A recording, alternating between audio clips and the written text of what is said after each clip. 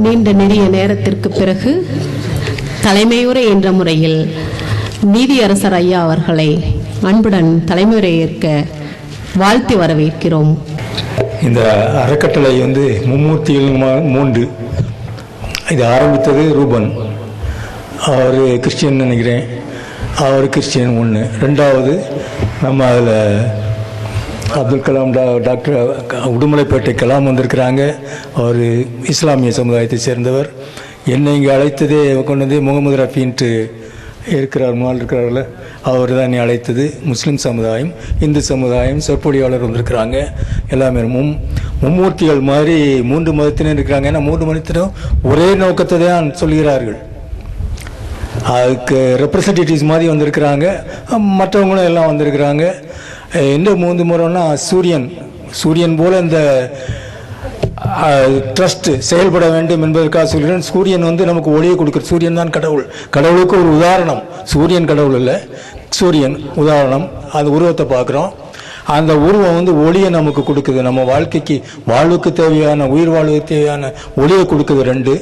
3வது அந்த வெப்பம் சலனம். அந்த வெப்பம் இல்லாமலும் நம்ம உயிர் வாழ முடியாது, வெப்பத்தை கொடுக்குறது. அதெல்லாம் அடிப்படையாக வைத்து தான் மும்மூர்த்திகள் என்று எல்லா மதத்திலும் சொல்லியிருக்கிறாங்க. கிறிஸ்தவ மதத்திலையும் அதான் சொல்கிறாங்க. அதை அவங்க உணர்ந்தாங்களன்னு தெரியல. திருத்துவ தேவன்பாங்க 3. ஒளி தான் ஜீசஸ் கிறிஸ்டும்பாங்க. ஒரு கடவுள் பிதா குமாரன் பரிசுத்தாவிங்கிறது வெப்பசலனம். எல்லா மதத்துலேயும் அதே தான். இஸ்லாமியர் அப்படின்னாலும் அவங்களும் அன்பு தர்மம் தான் சொல்கிறாங்க எல்லாம். இந்து மதத்தில் என்னன்னா அன்பே சிவன் சொன்ன பிறகு முடிஞ்சு போச்சு. உங்கள் தெய்வமும் அன்பு தான். இயேசுவானவர் என்ன சொல்கிறாருன்னா love one another as thyself அப்படிங்கிறாரு. ஒரு அன்பாக இருங்க, அன்பு தான் அடிப்படை காரணம். அன்பு இல்லைன்னா எல்லாமே முடிஞ்சு போச்சு அப்படிங்கிறாரு. அன்பு, இஸ்லாமியர் அன்பு, இது புத்தர் அன்பு தான் சொல்கிறாரு, காந்தி அன்பு தான் எடுத்து சொன்னார். அன்பு இருந்தால் தான் ஃபர்பேரன்ஸ், அந்த ஃபர்கிவ்னஸ், டாலரன்ஸ் வருங்கிறாரு. இப்போ இருக்கிற அரசியல் தலைவர்கிட்ட அப்படி இருக்கிற மாதிரி தெரியல. ஏன்னா டாலரன்ஸ் இல்லை, அந்த அன்பு இல்லை, குறைபாடு வருது. எல்லா மதத்திலும் அன்பு தான் சொல்கிறாங்க. ஆனால் நம்ம தனித்தனி குரூப் வச்சுட்டு இது பண்ணி பிரிஞ்சு போயிட்டுருக்குறோம். அது எல்லாம் சேர்ந்துக்கிட்டுறோம், மனசில் வேறுபாடு இல்லை. ஏன்னா நான் எங்கள் நண்பர் முகமது ரஃபிகிட்ட காலையில் பேசிகிட்டு இருந்தேன். அவர் எல்லாம் ஒன்று தான், அன்பு தான் கடவுளில் இருக்குது. அது நம்ம அதில் பிறந்துட்டோம், இருக்கிறோம், அப்படி தான் இருக்கிறாங்க. ஆனால் அன்பு வெளிப்படையாக பண்ணணும். சில மதத்தினர் சொல்கிறாங்க எங்கள் மதத்தில் வந்தால் தான் உங்களுக்கு மோட்சம்ன்றாங்க. இல்லவே இல்லை. என்னோட பாட்டி மீனாட்சி அம்மா அப்புறம் நரகத்துக்கு போகிறதுக்கு நான் விரும்புவேன்னா அவங்க நல்லது செய்கிறதா நிச்சயமாக அவங்க மோட்சம்தான். ஆமாம், எந்துக்கள்னாலும் நீங்கள் அன்பை கடைப்பிடிக்கிறீங்க. 3 விஷயங்கள் செய்யணும். ஒருத்தர் அன்பாக இருக்கணும். கடவுள் மேலே அன்பாக இருந்தால் கடவுள் போதனைகளை ஏற்றுக்கொள்ள வேண்டும்.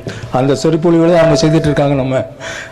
அவங்க சொற்பொழிவாளர் அவங்க ஒவ்வொரு கோயிலாக போய் பண்ணிட்டு இருக்கிறாங்க. அன்பு இருந்தால் தான் நம்ம டாலரன்ஸ் வரும், சகிப்புத்தன்மை வரும். விரோதிகள் மேலேயும் அன்பு பாராட்டணும். அந்த சகிப்புத்தன்மை, டாலரன்ஸ் எல்லாமே வரும். அப்போ தான் மன்னிப்பும் கொடுக்க முடியும். சரி, என்னை அடிச்சிட்டியா, மன்னிச்சுக்கோ, மன்னிச்சிடுறேன் அப்படின்னு ஒரு பொலைட்டாக போக முடியும், சாந்தமாக போக முடியும். 3வது செய்ய வேண்டிய முக்கியமான கடமை தர்மம், good service as a good Samaritan. நல்ல சமாரியன் ஒரு கதை சொல்லுவாங்க. எல்லா பேப்பர்லையும் இப்போ எழுதிட்டு தான் இருக்காங்க, இங்கிலீஷ் பேப்பர்லேயும் வரும். as a குட் சமாரிட்டன் அவர் பண்ணுறாரு, இவர் பண்ணுறாரு, பில் கேட்ஸ் பண்ணுறாரு, உதவிகள் செய்கிறாரு அப்படிம்பாங்க. அந்த சேவை செய்கிறதுக்காக தான் இந்த ஃபவுண்டேஷன் ஆரம்பிச்சிருக்கிறாங்க நம்ம ரூபன் அண்டு அப்புறம் அட்வொகேட் அவர் சொல்ல முடியாது, சதீஷ்குமார் மேடையில் இருக்கிறார். அவர் சதீஷ்குமார் இப்போ 2 பேர் சொன்னாங்க. மருதாச்சலம் சொல்கிறாரு, பிரபாகரன் எல்லாம் சேர்ந்து இந்த ட்ரஸ்ட் ஆரம்பிச்சிருக்கிறாங்க சேவை புரிய வேண்டும் என்ற நோக்கத்துடன். பத்மா ரூபன் 10 வருஷ ஆண்டுகளாக இந்த சேவைக்காக தான் தன்னை அர்ப்பணித்து செய்து கொண்டிருக்கிறார். ஆகவே அந்த சேர்வையில் சிறம்பட செய்ய வேண்டும் என்றுதான் நான் அனைவரிடம் கேட்டுக்கொள்கிறேன். நிச்சயமாக அவருக்கு உறுதுணையாக நில்லுங்கள், ஊன்றுகோலாக நில்லுங்கள் என்று செய்கிறேன். அதன்படி நீங்களும் அதை பின்பற்றி ஒவ்வொருவரும் தனிப்பட்ட முறையில் சீர்திருத்தம் கொண்டு வர வேண்டும். சமுதாயத்திற்கு உதவிகள் செய்ய வேண்டும், கஷ்டப்படுகிற மக்களுக்கு உதவி செய்ய வேண்டும்.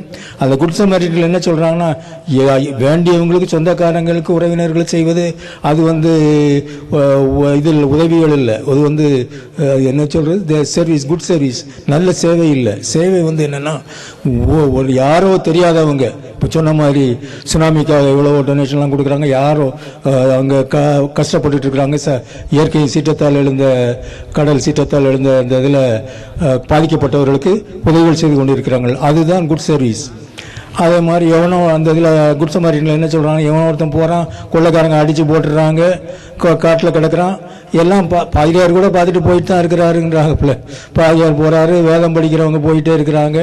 எவன் நாட்டுக்காரனோ எந்த ஜாதிக்காரனோ எந்த மதத்துக்காரனோ அவன் அந்த வழியாக வரான். ஒரு சமாரிய நாட்டை சேர்ந்தவன் அவனை தூக்கிட்டு போய் ஒரு சத்திரத்தில் சேர்த்து அவனை காப்பாற்றி உயிரை காப்பாற்றி அவனுக்காக செலவழிக்கிறான்.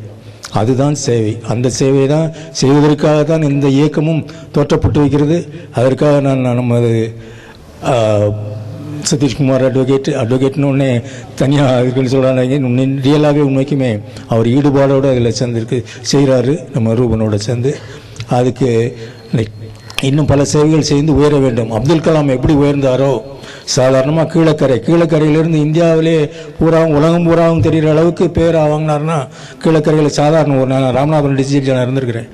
அப்போ அந்த கீழக்கரை ஒரு அந்த கடற்கரை ஓரமாக ஒரு சின்ன அது முஸ்லீம்கள் நிறையா இருக்கிற இடம்.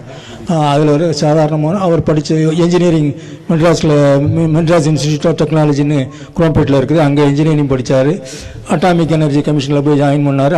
படிப்படியாக இருந்து அட்டாமிக் கமிஷன் சேர்மனாகவும் ஆனார். அப்புறம் அதுலேருந்து ரிட்டையர்ட் ஆன பிறகு எத்தனையோ கமிஷனர் சேர்மன்லாம் ரிட்டையர்ட் ஆகிட்டு தான் இருக்கிறாங்க. அதுக்கப்புறம் அவருக்கு முன்னாலையும் பின்னாலையும் 20 பேர் 30 பேர் ரிட்டையர்ட் ஆகிருக்காங்க. அவங்களாம் இருந்திடம் தெரியல. ஆனால் இவர் ஒருத்தர் மட்டும் அதுக்கு மேலேயும் போய் இந்திய நாட்டின் ஜனாதிபதியாக தலைவராக இருந்து பதவியிலிருந்து அனைவருக்கும் ஒரு நல்ல ஆலோசனைகள் செய்யக்கூடிய அளவில் உயர்ந்து நமது மனதிலும் நின்று நமக்கு போதனைகள் கொடுத்து கொண்டே இருக்கிறார். அந்த போதனைகளின்படி நம்ம நடக்க வேண்டும். அவர் கனவுகள் நிறையா கண்டார். நம்ம இங்கிலாண்டில் அமெரிக்காவில் டாக்டர் மார்ட்டின் லூத்தர் கிங்னு ஒருத்தர் ஒரு கருப்பர் இன விடுதலை அந்த ஒரு ஒரு கிறிஸ்டியன் பிஷப்னு அவர் சுட்டு கொண்டுட்டாங்க. அவர் தான் கிரேட்டஸ்ட் ட்ரீம் ஸ்பீச்னு இப்பவும் டிவியெல்லாம் போட்டுட்ருக்குறாங்க. அந்த 1966 என்னமோ அவரை ஷூட் பண்ணி இது பண்ணிட்டாங்க. Was assassinated in 1966 I think. அவர் ஐ ட்ரீம் அப்படின்னு சொன்னார். கிரேட்டஸ்ட் ட்ரீம் ஸ்பீச்னு அப்போமே பேர். அந்த ட்ரீம் ஸ்பீச்சை நம்ம டாக்டர் அப்துல் கலாம் அவர்களும் அடாப்ட் பண்ணாங்க. இந்திய நாட்டுக்காக, அவர் அமெரிக்க நாட்டுக்காக கனவு கண்டார். அது நிறைவேறவில்லை. ஆனால் அது அப்புறம் நிறைவேறியது. ஒபாமா என்னைக்கு பிரசிடென்ட் அமெரிக்கன் பிரசிடென்டாரோ அப்பொழுது டாக்டர் மார்ட்டின் லூத்தர் கிங் அவர் கண்ட கனவுகள் நிறைவேறிவிட்டது. அதே போல் டாக்டர் அப்துல் கலாம் கனவுகள் கண்டார். அந்த கனவு நிறைவேறுவதற்கு முன் காலன் அவரை படித்து சென்று விட்டான். அந்த கலாமின் கனவுகளை நாம் நிறைவேற்ற வேண்டிய கட்டாயத்தில் நாம் இருக்கிறோம். நம்ம வருங்க, ஏன்னா எல்லாருக்கும் லைஃப் ஒரு டைம் தான், சர்டன் பீரியட் தான் கடவுள் கொடுத்துருக்கிறாரு. அதை சொன்ன மாதிரி யாரோ பாதிரியார் ஆறுமுகம் சொன்னார், தலைவர் ஆறுமுகம் அவர் தானே சொன்னார். அந்த ஒரு பாதிரியார் சொன்னார், என்னை கூட்டிகிட்டு போக வந்திருக்கிறாரு கடவுள் வந்திருக்கிறாருன்னு டைம் கேட்டார் மாதிரி. அதே மாதிரி அந்த டைம், அந்த குறிப்பிட்ட டைம் தான் நம்ம கொடுத்துருக்காங்க உலகத்தில் கடவுள். அதுக்கப்புறம் நம்ம பின்பற்றுகிறவர்கள் மற்றவர்கள் நாம் உயிரோடு இருப்பவர்கள் தான் அதை பின்பற்றி அதை நிறைவேற்ற வேண்டிய பொறுப்பில் இருக்கிறோம்.